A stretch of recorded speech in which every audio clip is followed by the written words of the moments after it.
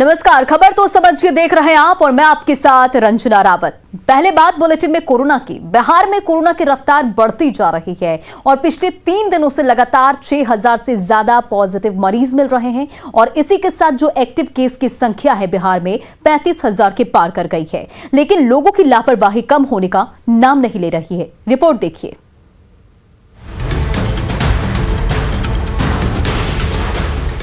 ये पटना की मीठापुर सब्जी मंडी की तस्वीर है। ना तो सब्जी खरीदारों के चेहरे पर मास्क है और ना दुकानदारों के। सोशल डिस्टेंसिंग की तो बात ही मत करिए। ये हाल तब है जबकि राज्य में कोरोना के 6000 से ज्यादा केस रोज आ रहे हैं। एहतियातन पटना डीएम ने मीठापुर सब्जी मंडी को गर्दनीबाग स्टेडियम में शिफ्ट करवा दिया था, मगर यहाँ के सब्जी विक्रेताओं ने डीएम के आदेश को ठेंगा दिखाते हुए दोबारा से अपनी दुकानें मीठापुर सब्जी मंडी में सजा ली है। सिर्फ दुकान लगाने को लेकर के दादागिरी नजर नहीं आ रही है, बल्कि जो कोरोना प्रोटोकॉल है उसको भी लोग नज़रअंदाज कर रहे हैं। बिना मास्क के देख सकते हैं कि अत्यधिक लोग यहाँ पे नज़र आ रहे हैं, सब्जी की खरीदारी करते नज़र आ रहे हैं। हालांकि अभी गैदरिंग उतनी नहीं है, लेकिन जैसे जैसे दिन चढ़ती है यहाँ पे भीड़ जो है वो बढ़ती जाती है और जिला प्रशासन ने इसी को ध्यान में रखते हुए इस सब्जी मंडी को जो है यहाँ से गर्दनीबाग स्टेडियम में शिफ्ट किया था। अब एक तस्वीर पटना के बांकीपुर बस स्टैंड की भी देख लीजिए। ना तो बसों के स्टाफ मास्क लगाए हुए हैं, ना ही अधिकतर यात्रियों के चेहरे पर मास्क है। अभी बिना मास्क के अरे भागने से क्या मतलब, भागिए नहीं, लेकिन आपको नहीं लगता कि बिना मास्क का नहीं रहना है? क्यों नहीं मास्क आके लगा रहे हैं? जी मास्क तो लगाते हैं पर भूल गए हैं। एक तो चेहरे पर मास्क नहीं और जब सवाल करो तो अजीब अजीब जवाब देते हैं। ये मास्क से कम थोड़े है। गाड़ी आप चला रहे हैं, गाड़ी ले जा रहे हैं, हम लोग प्रदेश से आ रहे हैं साहब। तो बिना मास्क का तब तो और ज्यादा खतरनाक बात है। नहीं ये चेक करवाए आप? ये हाँ चेक करवाएं। देखिए ये नौजवान यहाँ पे अभी मास्क सब निकाले हैं, अभी जस्ट निकाले हैं। आपके मित्र लोग तो लगाए हुए हैं। दिक्कत है इसलिए निकाले हैं। थोड़ा क्या दिक्कत हो रही है? आपके मित्र लोग तो लगाए हुए हैं। सांस लेने में दिक्कत हो रहा था, पॉकेट में निकाल के रखे हैं। आम लोगों की लापरवाही के बाद अब स्वास्थ्य विभाग की लापरवाही भी देख लीजिए। भागलपुर रेलवे स्टेशन पर बाहर से आने वाले यात्रियों की जांच के लिए कोविड जांच केंद्र बनाया गया है, लेकिन जांच तो तब होगी ना जब वहां कोई जांचने वाला होगा। कोविड जांच के लिए कोविड सेंटर बनाया गया है, वो खाली है। कहीं से भी कोई जांच नहीं हो रही है। जो यात्री है वो आराम से निकलकर आ रहे हैं, जा रहे हैं, कहीं से कोई जांच नहीं हो रही है। कुछ लोग हैं उनसे बात करते हैं। सर यहाँ पर कोविड का जांच केंद्र बनाया गया, आप लोग को जांच हुई क्या? कहाँ से आ रहे हैं? अकबर से आ रहे हैं। जाँच कोई हो रही है यहाँ पर क्या? नहीं है कि करवाओ, केवल बैठा रहता ओनली फॉर शो। सवाल है कि अगर इसी तरह से लोग लापरवाही बरतते रहें तो कोरोना की रफ्तार कैसे कम होगी। न्यूज़ 18 के लिए भागलपुर से आशीष सिन्हा, पटना से अमित कुमार और रवि एस नारायण की रिपोर्ट। तो बढ़ते कोरोना संक्रमण के बीच लोगों की लापरवाही किस कदर है आपने इस रिपोर्ट में देखी। अब चलिए इस पूरी खबर को समझने की कोशिश करिए। देश में कोरोना की रफ्तार तेज है। गुरुवार की बात करें तो गुरुवार को 2,64,202 नए पॉजिटिव केस भारत में सामने आए हैं, जबकि बुधवार को 2,47,000 से ज्यादा पॉजिटिव केस सामने आए थे। फिलहाल जो देश में है वो एक्टिव मरीजों की संख्या 13 लाख के पार पहुंच गई है और देश में अब तक कुल 3.66 करोड़ लोग संक्रमण की चपेट में आ चुके हैं, जिनमें से 3.48 करोड़ लोग जो हैं वो रिकवर भी हो चुके हैं और 4,85,400 से ज्यादा की मौतें अब तक हो चुकी है।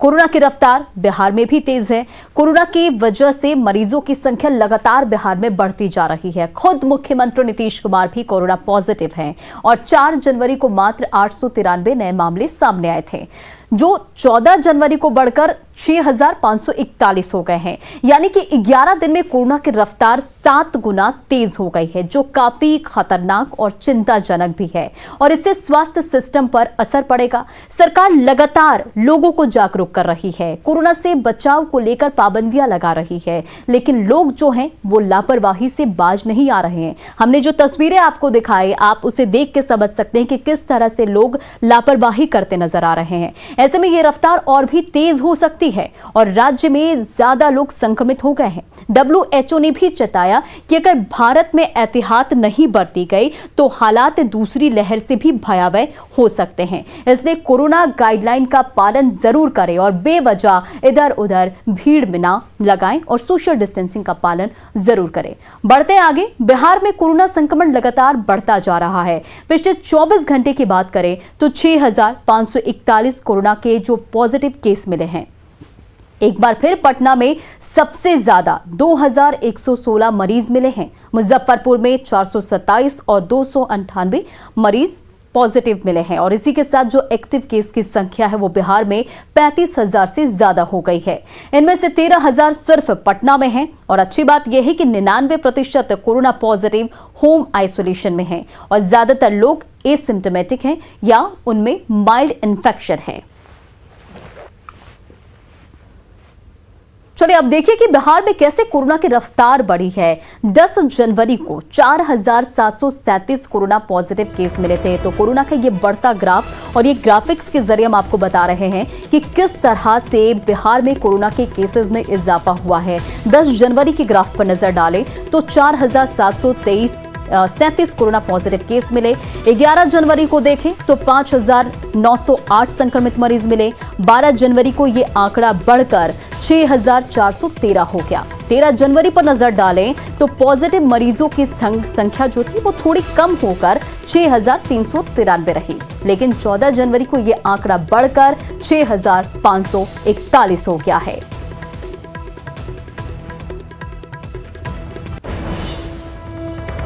चलिए अब इस खबर को समझिए। बिहार में कोरोना संक्रमण लगातार बढ़ता जा रहा है। जिस तरह से आंकड़े आ रहे हैं उस आंकड़ों को देखने के बाद सतर्कता और सावधानी बेहद जरूरी है। पिछले 24 घंटे में 6,541 कोरोना के मरीज बिहार में मिले हैं और एक बार फिर पटना में सबसे ज्यादा 2,116 मरीज मिले हैं और इसी के साथ जो एक्टिव केस की संख्या है वो बिहार में 35,000 से ज्यादा हो गई है। इनमें से 13,000 सिर्फ और सिर्फ पटना में ही एक्टिव मरीजों की संख्या है, यानी कि बिहार में कोरोना हर रोज बढ़ रहा है। सभी 38 जिले कोरोना की चपेट में हैं। कोरोना पर नियंत्रण को लेकर सरकार ने क्राइसिस मैनेजमेंट ग्रुप की बैठक की थी। 4 जनवरी को मुख्यमंत्री की अध्यक्षता में इससे लेकर बैठक हुई। 6 तारीख से पाबंदियां लागू कर दी गई और जो 21 तारीख तक लागू रहेगी पाबंदियां।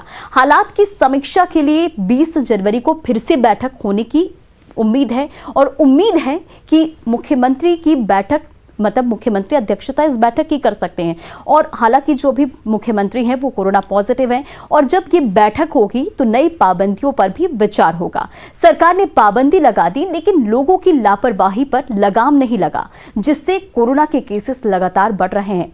लेकिन अच्छी बात है कि 99% कोरोना पॉजिटिव जो लोग हैं वो होम आइसोलेशन में हैं और सबसे ज्यादा जो लोग हैं वो एसिम्प्टोमेटिक हैं या उनमें माइल्ड इन्फेक्शन है। फिर भी कोरोना को हल्के में ना लें और कोविड गाइडलाइन का पालन जरूर करें, तभी कोरोना की रफ्तार थमेगी।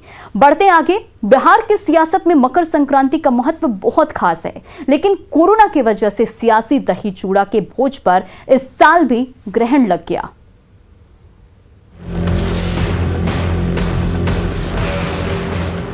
हाथों में पतंग, लटाई और धागा सब कुछ है, लेकिन पतंगबाजी करने की हसरत पूरी ना हो सकी। वजह है कोरोना। कोरोना ने सिर्फ इन लड़कों को ही मायूस नहीं किया है, मकर संक्रांति पर बिहार की सियासी हलचल को भी फीका कर दिया है। 22 साल से मकर संक्रांति पर दही चूड़ा का भोज देने वाले जेडीयू के पूर्व प्रदेश अध्यक्ष वशिष्ठ नारायण सिंह ने इस बार बड़े स्तर पर कोई भोज नहीं दिया। हाँ, अपने साथ रहने वाले कुछ लोगों के साथ चूड़ा दही का भोज कर रस्म अदायगी जरूर की। कोई मतभेद नहीं दिखाई पड़ता था। अलग अलग विचारधारा में अलग अलग ढंग से चलने वाले लोग, अलग अलग तरीका से राजनीतिक पार्टी चलाने वाले लोग भी एक साथ शामिल होते थे। यही तो इस पर्व की खूबसूरती थी, यही इसकी महत्ता थी और आज उसको हम लोग मिस जरूर कर रहे हैं। लेकिन लगता है कि जल्द ही कोरोना का संकट खत्म होगा और अगले वर्ष से फिर हम लोग मिलने का काम करेंगे, बड़े पैमाने पर काम करेंगे। जेडीयू प्रवक्ता अजय आलोक भी याद करते हैं कि कभी मकर संक्रांति पर यहां हजारों की भीड़ जुटा करती थी। कार्यकर्ता से लेकर सीएम तक एक साथ बैठकर खाते थे। ये दादा का निवास है वशिष्ठ नारायण सिंह का, तो भगवान शंकर की इन पर अद्भुत कृपा है। और 14 जनवरी को यहाँ सांप, नेवला, छुछुंदर से लेके आदमी से लेके सब प्राणी एक जगह इकट्ठा हो जाते थे, सब कुछ भूल के नववर्ष की कामना करते थे। ये इनका प्रताप है। इस साल कोरोना ने थोड़ा ग्रहण लगा दिया, अगले साल इससे भी ज़्यादा भव्य हम लोग हर साल से ज़्यादा भव्य आयोजन करेंगे। कुछ इसी अंदाज में बिहार के डिप्टी सीएम तारकिशोर ने भी अपने नजदीकियों के साथ चूड़ा दही खाकर मकर संक्रांति को सेलिब्रेट किया। मकर संक्रांति के बिहार में दही चूड़ा अक्सर राजनीति में कुछ नई सुगबुगाहट, कुछ नई खबर लेकर आता है। तो फिलहाल इस बार कोविड के कारण दही चूड़ा का बृहद स्तर पर आयोजन नहीं हुआ है, लेकिन आपको ये तस्वीर दिखा रहे हैं, ये बिहार के डिप्टी सीएम के जो कटिहार आवास है वहाँ ये आयोजन हुआ है और कुछ चुनिंदे लोगों के साथ डिप्टी सीएम दही चूड़ा ले रहे हैं। बिहार में बड़े स्तर पर चूड़ा दही का भोज देने वाले लालू परिवार ने इस बार दिल्ली में मकर संक्रांति मनाया। कोविड की वजह से मीसा भारती के आवास पर सिर्फ परिवार के लोग ही जुटे। सब लोग यहाँ एकत्रित हुए तो हम भी आ गए यहाँ। प्रत्येक साल लालू जी पटना में मनाते थे मकर संक्रांति, लेकिन कोविड स्वास्थ्य तो नहीं ठीक है पिताजी का, और साथ में कोरोना भी है, तो उसको लेकर के हम लोग यहाँ पे एकजुट हुए। ज़्यादा भीड़ भाड़ भी नहीं करना है। कुल मिलाकर कहें तो मकर संक्रांति पर कोरोना संक्रमण का असर दिखा और सियासी चूड़ा दही भोज पर ग्रहण लग गया। न्यूज 18 के लिए पटना से शैलेंद्र, कटिहार से सुब्रत गुहा और दिल्ली से अमितेश की रिपोर्ट। चलिए अब इस खबर को समझिए। जब सूर्य एक राशि से दूसरे राशि में प्रवेश करते हैं तो उसे संक्रांति कहा जाता है और सूर्य के मकर संक्रांति में प्रवेश करने को मकर संक्रांति के नाम से जाना जाता है। मकर संक्रांति के दिन सूर्य दक्षिणायन से उत्तरायण होते हैं और मकर संक्रांति से शुभ दिन की शुरुआत भी होती है। अंधकार का नाश और प्रकाश का आगमन होता है और धार्मिक मान्यता है कि मकर संक्रांति के दिन देव भी धरती पर अवतरित होते हैं। आज के दिन भगवान विष्णु ने पृथ्वी पर असुरों का वध किया और उनके सिरों को काटकर मंदरा पर्वत पर गाड़ दिया था। मकर संक्रांति से दिन लंबे और रात छोटे होने लगती है और माना जाता है कि मकर संक्रांति से ठंड कम होने लगती है। मकर संक्रांति के दिन लोग जो हैं वो नदियों में स्नान करते हैं, पूजा पाठ कर गरीबों को अन्न का दान करते हैं और मकर संक्रांति के दिन लोग चूड़ा दही के साथ तिल से बने लड्डू भी खाते हैं और मकर संक्रांति को सेलिब्रेट करते हैं। कई जगह पर खिचड़ी खाने की भी परंपरा है और मकर संक्रांति के दिन पतंग उड़ाकर खुशी का इजहार भी किया जाता है। लेकिन बिहार के सियासी दही चूड़ा भोज की बात करें तो सभी पार्टियां जो हैं चूड़ा दही का भोज करती रही है। जेडीयू के वशिष्ठ नारायण सिंह पिछले 22 साल से भोज कर रहे हैं। लालू प्रसाद के आवास पर भी भोज होता रहा है। रामविलास पासवान दिल्ली में भोज करते थे और बीजेपी के भी कई नेता चूड़ा दही का भोज करते थे। चूड़ा दही भोज की वजह से सियासी जमावड़ा लगता था। पार्टी के कार्यकर्ता तो भोज में शामिल होते ही थे और अलग अलग पार्टियों के नेता भी एक दूसरे के साथ भोज करते थे और चर्चाएं होती थी। इसमें पता चलता था कि किसकी नजदीकी किससे बढ़ रही है और कौन नेता आने वाले दिनों में किसके साथ जा सकते हैं। यानी कि मकर संक्रांति का भोज सिर्फ एक भोज भर नहीं होता था। इन भोजों में सियासी रणनीति बनती थी, राजनीतिक चर्चा होती थी, पूरे साल भर की राजनीति का खाका खींचा जाता था। लेकिन कोरोना की वजह से इस साल भी नहीं हो पाया। बढ़ते आगे और अब बात इरफान अंसारी की। अपने बेतुके और जहरीले बोल के लिए जाने जाने वाले इरफान अंसारी का एक और विवादित बयान सामने आया है। इरफान अंसारी ने इस बार फिल्म अदाकारा कंगना रनौत को लेकर अपमानजनक टिप्पणी की है। आप भी सुनिए कि इरफान अंसारी ने आखिर कंगना रनौत को लेकर क्या टिप्पणी की है। तो मैं भाजपा से कहना चाहता हूं, जिसका नमक खाते हो नमक हरामी मत करो।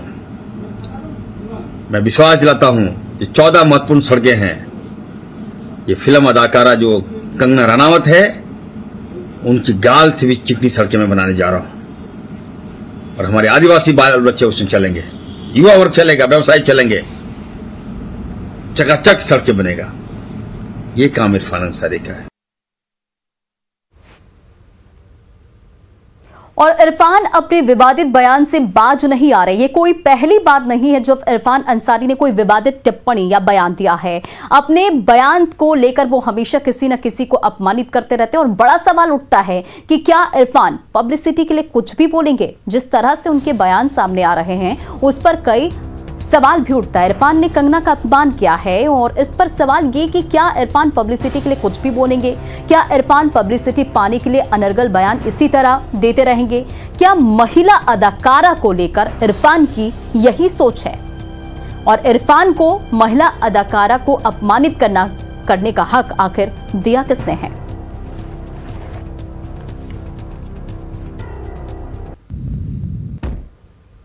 इरफान अंसारी के बयान पर रांची में महिलाओं ने कड़ा विरोध जताया है। महिलाओं ने इरफान के बयान को शर्मनाक बताया है। हो रहा है उनके ऐसे बयान पे हम सभी महिलाओं को कहेंगे कि उनके लिए इस तरह से एक हम लोग बात उठाएं। क्योंकि कैसे महिलाओं को तुलना कर देंगे, सड़क बनाना और कल होकर के कुछ और पे तुलना कर देंगे। कोई भी पढ़े लिखे इंसान ऐसा बात नहीं कर सकते। इससे तो जाहिर हो रहा है कि वो सर्टिफिकेट शायद फेक बना के बैठ गए होंगे। क्या बोलेंगे, ये तो बहुत शर्मनाक है हम लोग के लिए, लेडीज लोग के लिए। क्योंकि आजकल लेडीज लोग सब जगह जा रहे हैं, काम कर रहे हैं, घर को संभाल रहे हैं, बाहर संभाल रहे हैं, सब कुछ कर रहे हैं। वुमेन्स आज सब बहुत सारा जगह ऐसा देखा गया है कि वुमेन्स तो सबसे आगे है, पढ़ाई लिखाई में भी हो या सब जगह में। हाँ, उस जगह में जाके इस तरह से इंसल्ट तो हम लोग बर्दाश्त तो नहीं करेंगे। और इधर बीजेपी के प्रदेश प्रवक्ता प्रतुल शाहदेव ने कांग्रेस विधायक इरफान अंसारी के बयान पर पलटवार किया और प्रतुल शाहदेव ने कहा कि ये बयान महिलाओं के प्रति ऊंची सोच और मानसिकता को दर्शाता है। इससे पहले भी महिलाओं को लेकर कांग्रेस के कई बड़े नेता अभद्र टिप्पणी करते रहे हैं। कांग्रेस के नेता महिलाओं के प्रति अपनी ऊंची सोच और घटिया मानसिकता के लिए लंबे समय से जाने जाते रहे हैं। कांग्रेस के नेता दिग्विजय सिंह ने अपनी ही पार्टी की एक बड़ी नेत्री की तुलना टंचमाल से की थी और कर्नाटका के कांग्रेस के एक विधायक ने कहा था कि जब महिलाओं के साथ रेप हो रहा है तो उन्हें इंजॉय करना चाहिए।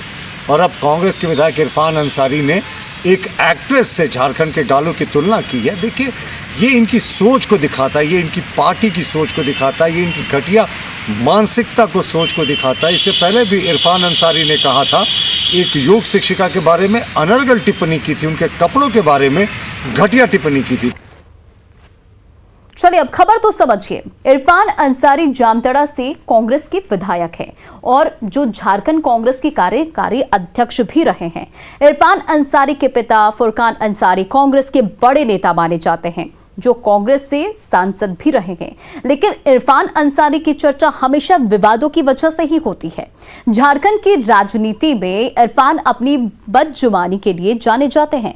हाल ही में इरफान ने कई बार कोविड गाइडलाइन को तोड़ा और कभी भीड़ में क्रिकेट खेला तो कभी डांस भी किया और कहा कि कोरोना की तीसरी लहर घातक नहीं है, मास्क लगाना जरूरी नहीं है और बेतुके बोल तो जैसे उनकी पहचान बन चुकी है। हाल ही में कहा कि प्रधानमंत्री मोदी को हिंदुस्तान में डर लगता है तो पाकिस्तान चले जाए, पीएम को डर लगता है तो चले जाए यूएस अपने दोस्त ट्रंप के पास, और अगर झारखंड में रहना है तो जय जोहार का कहना होगा। ये भी इरफान अंसारी का एक विवादित बयान सामने आया था। तो इरफान अंसारी का जो है वो पुराना विवादों से नाता रहा है और इस बार इरफान कंगना रनौत पर विवादित टिप्पणी भी की उन्होंने, जिसके बाद झारखंड की महिलाओं में गुस्सा है। महिलाओं ने कई जगह इरफान के खिलाफ प्रदर्शन भी किया और वहीं बीजेपी ने भी इस विवादित टिप्पणी पर नाराजगी जताई। लेकिन सवाल है कि क्या चर्चा में बने रहने के लिए इरफान अंसारी सब करते रहेंगे। और आपको बता दें कि एक बड़ी खबर आ रही है कि इरफान अंसारी ने जो कंगना रनौत को लेकर टिप्पणी की थी उसे लेकर अब उन्होंने माफी मांग ली है और ये अभी ये खबर सामने आई है और इस बात को लेकर उन्होंने हमारे सहयोगी ने बातचीत की जिसमें इरफान अंसारी ने अपने बयान को वापस लिया है और माफी भी मांगी है। और फिलहाल खबर तो समझिए कि इस बुलेटिन में इतना ही। बने रहा न्यूज़ 18 बिहार झारखंड के साथ।